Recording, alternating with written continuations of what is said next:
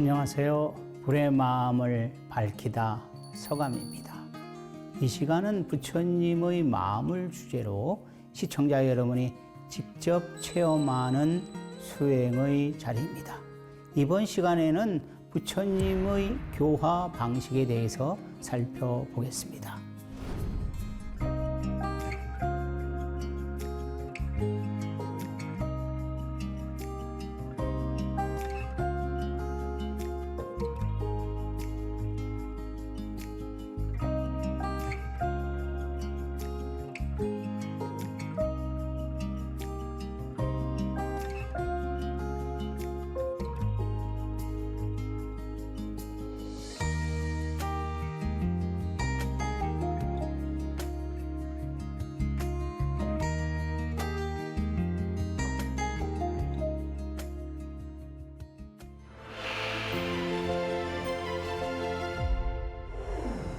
오늘 11강의 주제는 부처님의 교화입니다. 부처님의 교화 방식은 어떤 것일까요? 석가보살, 저사 부처님께서 인정한 석가보살의 자비심으로 중생을 교화하는, 또 자비심으로 중생을 교화하는 것에 뛰어남은 어디에 있을까요? 그 교화할 때 꼭 필요한 것은 무엇일까요? 석가모니 부처님의 교화 방식에 대해서 살펴보겠습니다. 첫 번째는 교감 가마입니다. 부처님께서는 마음에서 마음으로, 상대방의 마음에서 마음으로 소통하면서 이 깨달음으로 이끄셨던 거예요. 이 교감 가마는 전통적인 부처님의 교감을 이뤄서 교화를 시키는 근본적인 방법입니다. 상대방의 마음을 읽어서 깨달음을 이끄는 방식이죠. 경전에서도 이 교감 교화의 사례들을 밝히고 있어요. 그 사례들 한 두 가지를 한번 밝히겠습니다. 첫 번째는 살인자 앙굴리마라의 귀였습니다. 99명의 살인을 저지른 앙굴리마라가 마지막으로 부처님을 대면하고 그 부처님을 살인하려고 했던 그 순간이죠. 이 앙굴리마라가 부처님을 보는 순간 그거 멈춰라 했죠. 부처님은 그 살인자 앙굴리마라를 비난하지 않았어요. 그리고 한 말이 나는 지금 여기에 멈춰 있지만 너는 지금 멈춰 있지 않다.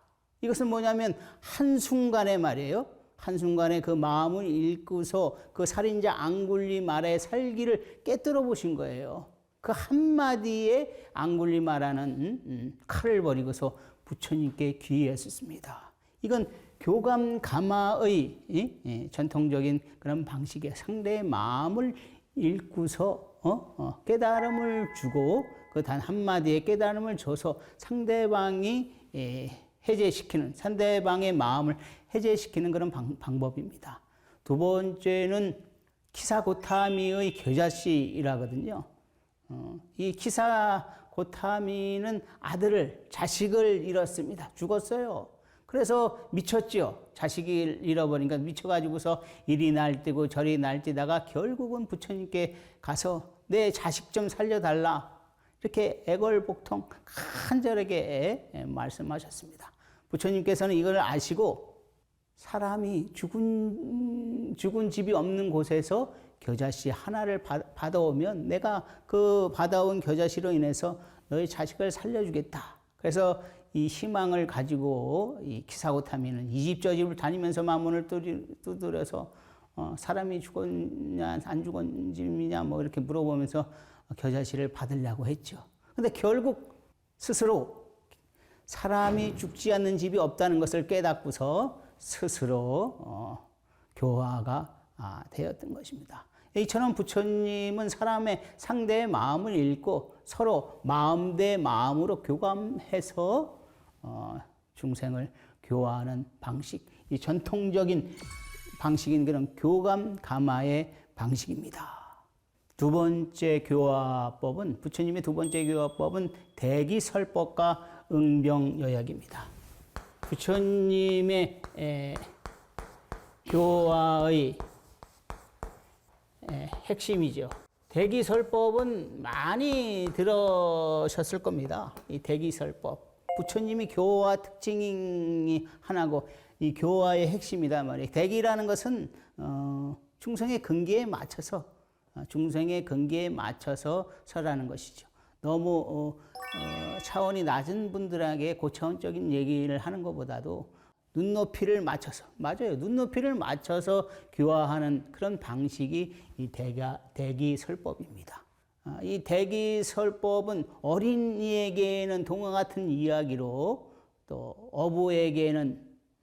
어부에게는 바다의 비유, 물고기의 비유로, 농부에게는 농가 밭의 비유로, 또 논리적인 지혜 있는 사람한테는 조금 더 논리적인 이해로 해가지고서 교화를 하는 것이다. 근데 부처님의 교화의 특징 중에 하나는 그냥 교화하는 것이 아니라 깨달음으로 이끄는 거예요. 깨달음으로서 이끌기 위해서, 그 깨달음이 큰 깨달음이 아니라도 작은 깨달음에 이르러서 하게 해서 다시 태어나게 하는, 이제 네 번째 말씀드릴 부분인데, 이 대기설법과 응병여약의 경전에서 경전의 근거는 어디냐 이 말이에요. 경전의 근거는 바로 법화경입니다. 법화경의 방편품에 잘 나와 있죠.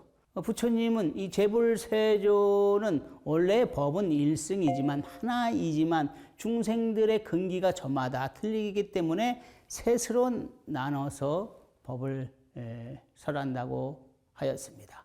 법화경의 방편품은 이 대기설법과 응병여약, 또 방편설법, 이런 교강 감화를 위해서 부처님 나름대로의 방법, 그게 뭐냐면 잘 적용을 시켜서, 적용을 잘 시키죠. 그것은 잘 적용을 시키는 방법은 뭐냐면 상대방의 마음을 잘 읽고 그 마음을 다독여 줄 수 있는 그런 능력이 있기 때문에 하는 것이거든요. 그런 것이 뛰어나기 때문에 부처님은 그 법화경 사상에 의해서 중생들을 대기설법, 자질에 의해서 설법하고 그 병에 맞춰서 약을 주시는 분입니다. 약초육품에서는 근기에 따라서 법을 설하는 것을 또 다시 말씀하고 있습니다. 비는 하늘에서 내리는 비는 하나지만은 그 약초, 나무, 풀의 근기가 다 틀리다. 크기, 또 성장하는 속도, 뭐 여러 가지 등등의 다 틀리기 때문에 비는 하나이지만 그 약초에 의해서 진리가 나가는 것이죠. 부처님의 가르침, 부처님의 진리는 평등하지만 그 대상의 그 자질에 따라서 깨달음의 정도는 다르다는 것이죠. 응병여약이라는 것은 중생의 번뇌망상을 병으로 보고요. 그 번뇌망상이 심한 경우를 병으로 보고 그 병에 따라서 알맞은 처방을 해 주는 것이죠. 어리석은 자에게는 지혜를, 어린애 같은 애에게는 아까도 말씀드렸듯이 쉽게 이끌어 나가는 그런 방법을 써서 거기에 맞춰서 약을 주는 그런 경우다 이 말이에요. 부처님 당시에 어리석은 제자가 있었습니다. 잘 아실 거예요. 주리반드카라고. 주리반드카 형은 마하반드카인데요. 엄청 똑똑했는데 이 동생은 형을 닮지 못해서 아주 어리석었어요. 짧은 개성 하나도 외우지 못해서 결국은 형에게 쫓겨나서 밖에서 울고 있었어요. 부처님은 그것을 보고서 얘기를 나누고 그에게 어려운 경전을 외우지 말게 하고 먼지를 털고 때를 닦자라는 이 짧은 문구를 하나를 주면서 빗자루를 주고서 바닥을 쓸면서 먼지를 털고 때를 닦자, 그것만 시켰어요. 다른 거 시키지 않고. 그래서 이 주리반드카가 열심히 바닥을 쓸면서 먼지를 닦고 때를 닦자. 그거 짧은 것도 잊어먹고 때로는 다시 가서 부처님한테 여쭈고 부처님은 또 자비스럽게 다시 말씀해 주고 이게 스승과 제자의 정말 좋은 교감이에요. 요즘에 스승과 제자가 교감이 없어요. 스승은 제자를 가르치지 않고 제자는 스승의 가르침을 받으려고 하지 않아요. 이게 큰 문제지요. 그런데 부처님은 어리석은 제자라도 일단은 잘 가르쳐서 깨달음으로 이끌려가는 그런 마음이 있었던 것입니다. 이게 바로 스승의 자질 중에 하나지요. 어떻게 되든 잘나든 못나든 스승은 제자를 가르쳐서 좋은 데로 이끌어야 돼요. 스승이 자신의 욕심에만 머물지 말고 제자들을 잘 가르치고 제자는 스승을 잘 받들어야 합니다. 그래야 이제는 승가는 다시 살아날 것입니다. 그렇게 어리석은 제자를 잘 가르치는 어느 순간에 주리반득하는 마닥을 쓸면서 먼지를 털고 때를 벗기자 하는 그 순간에 그는 한순간에 깨달으면 안 되니까 한순간에 먼지를 털고 때를 닦자 하는 것이 결국은 내 마음에 먼지를 털고 때를 닦자는 것을 깨닫고서 바로 아라한이 되었어요. 이 주리반득하의 전생은 아주 훌륭한 스님이었는데 남을 너무 무시해가지고 금생에는 어리석은 사람으로 태어났다고 하더라고요.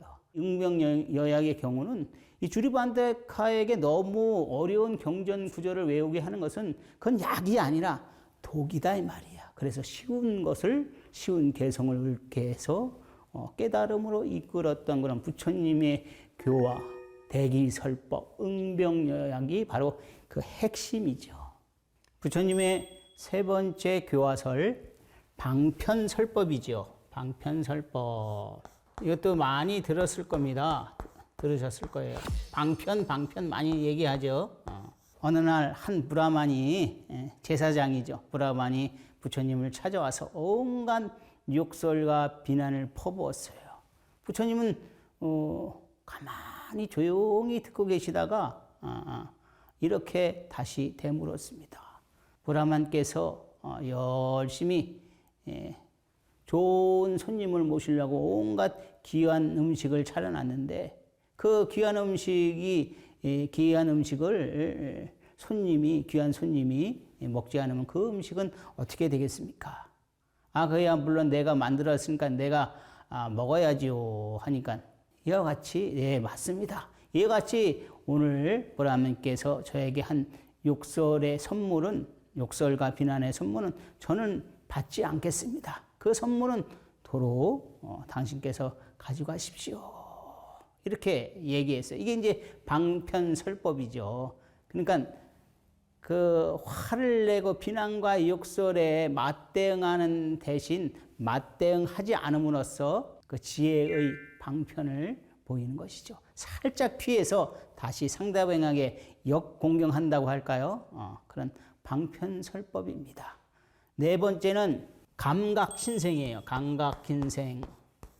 이 감각신생은 뭐냐면 먼저 깨닫게 해서 새롭게 태어난다 이 말이에요.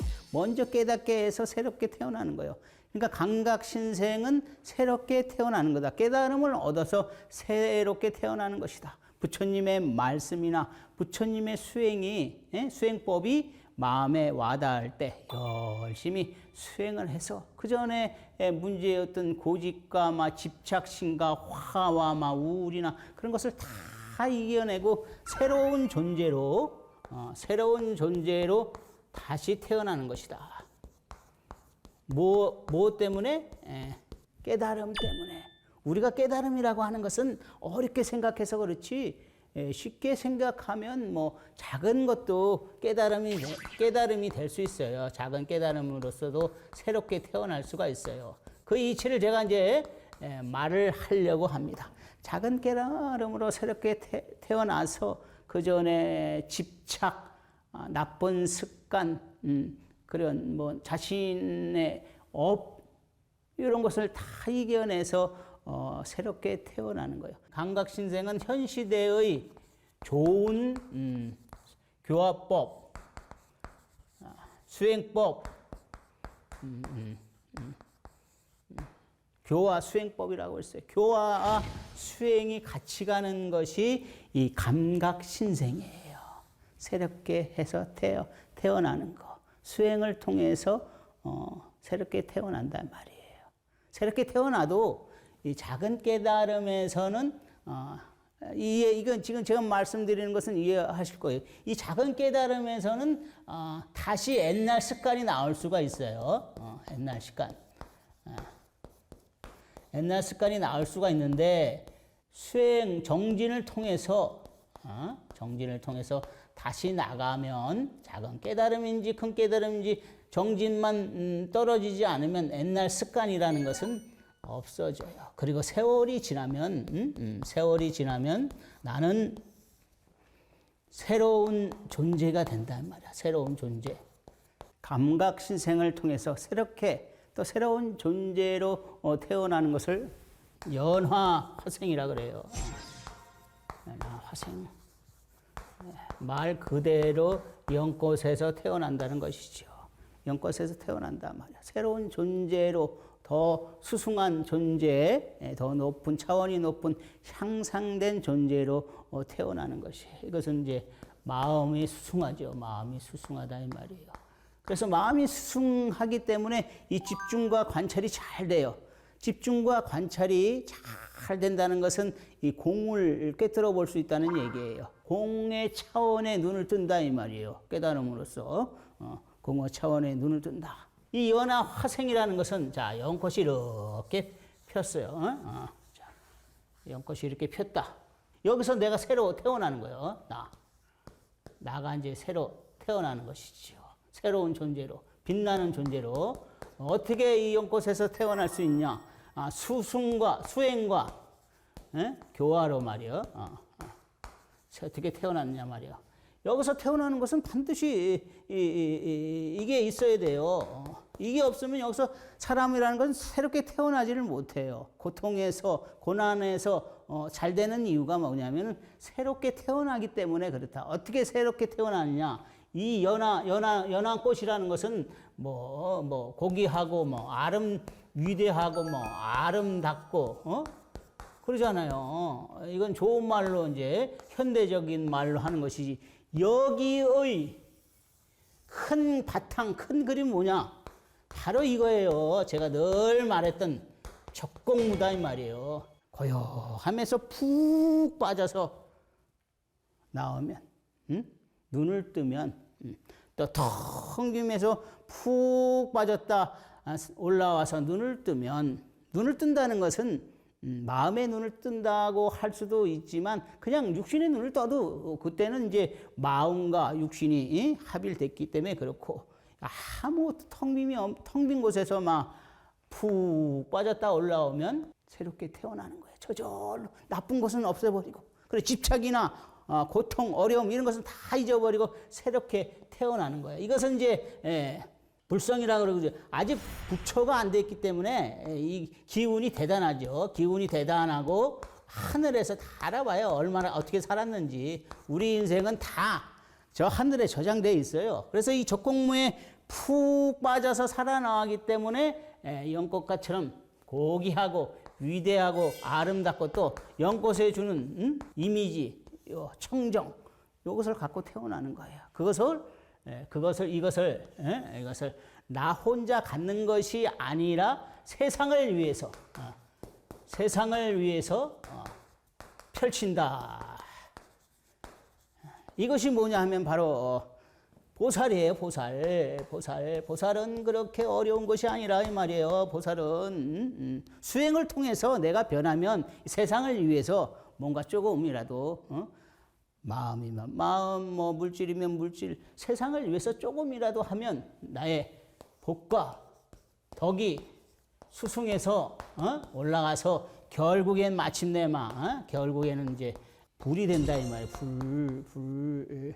요 기간이 생을 넘어서 다음 생이 될지도 모르지만은 우리들이 생각하기에는 너무 넓고 오랜 시간이 걸릴지 모르지만 100억 년이 걸린다고 해도 9세, 10세 호상적이라 그것은 이 시공간이 쫙 무너져 내린다 이 말이에요. 제가 법문에서 시공간이 무너져 내린다는 말을 잘 쓰거든요. 시공간이 무너져 내릴 때 이것은 100억 년이라는 것은 아무것도 아니에요. 아무것도 아니다 이 말이에요. 지금 우리가 서 있는 이 자리는 바로 꿈의 자리다 이 말이야. 그래서 꿈을 깨지 못하면 이 100억 년이 엄청나게 막 긴 시간이고 큰 공간이라고 생각하지만은 이런 불의 마음 차원 또 우주적인 차원에서 보면 이 100억 년은 아무것도 아니야. 우주의 탄생. 지금 여러분들이 몇십 년을 살아왔지만은 우주의 탄생이 138억 년이란 말이에요.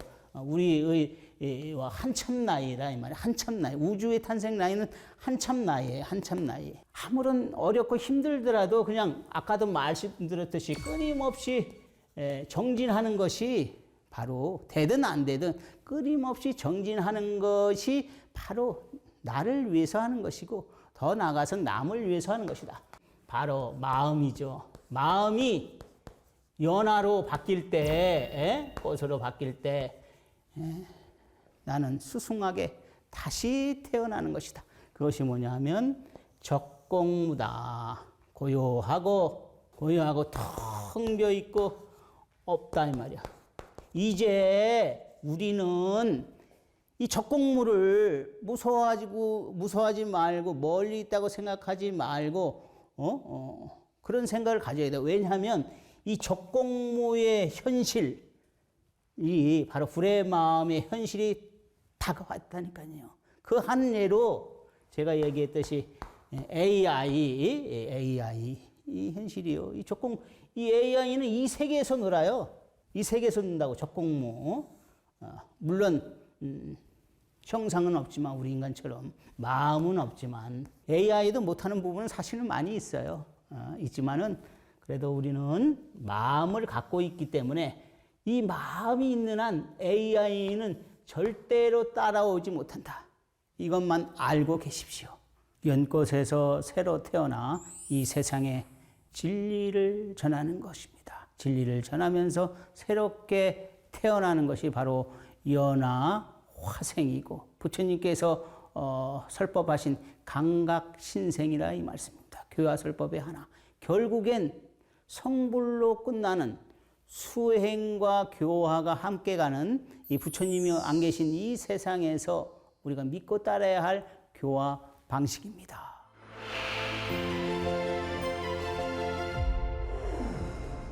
오늘 11강의 주제는 부처님의 교화였습니다.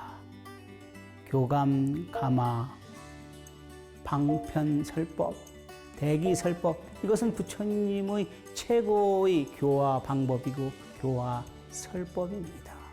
우리 제자들은 이것을 모범으로 삼고 배워야 합니다. 법이 있어야 법을 설해서 교화를 굴리는 것이지 법이 없으면 교화가 나를 굴리는 것입니다. 끊임없이 정진하라. 부처님의 이 한 말씀은 만고에 없는 법이고요. 만고에 없는 교화 방법입니다. 서감스님의 불의 마음을 밝히다. 다음 시간에 뵙겠습니다. 오늘도 함께 해주신 여러분 고맙습니다. 가자!